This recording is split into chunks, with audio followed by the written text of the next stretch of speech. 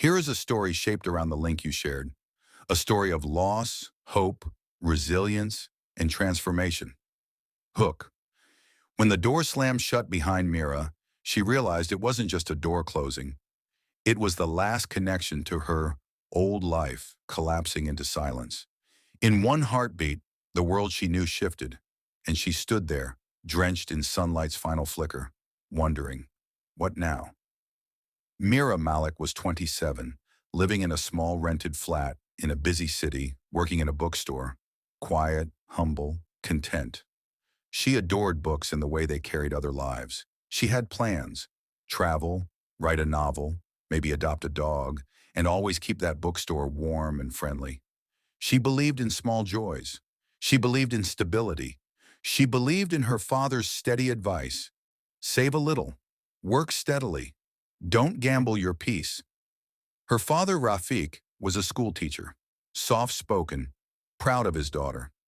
They lived together after Mira's mother died when Mira was 12. Rafiq planted a rose bush in the backyard after her mother passed. He said, "For memory." Mira tended the rose bush every Sunday morning. That routine rooted her. Then the earthquake came, not literal but metaphorical.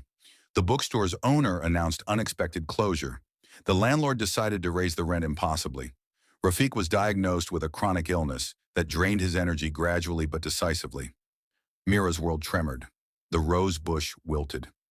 The morning routine started to feel hollow. Friday evenings, when father and daughter watched the sunset together, became fewer. The store's windows darkened. Mira scrambled to keep afloat, looking for new jobs, sending out resumes, answering interviews, but every time felt like running across quicksand rather than solid ground. In one moment, she lost the income she counted on. In the next, she watched her father falter in health. She realized she could no longer lean back and say, "Tomorrow I'll do it." The tomorrow had collapsed. She found one possibility: a small cafe gig, early mornings.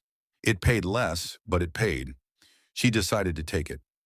Every morning at 5, she dragged herself out of bed, swallowed coffee and exhaustion, and served pastries with a forced smile. Meanwhile, after work, she sat beside her father in the dim living room.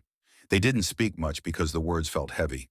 Her father used to say, "You still have your writing, Mira." She whispered, "I don't feel like a writer anymore."